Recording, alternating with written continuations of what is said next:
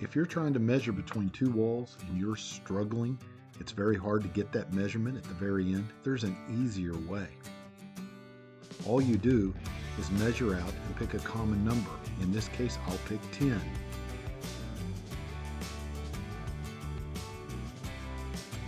Turn the tape measure around and measure back to that point.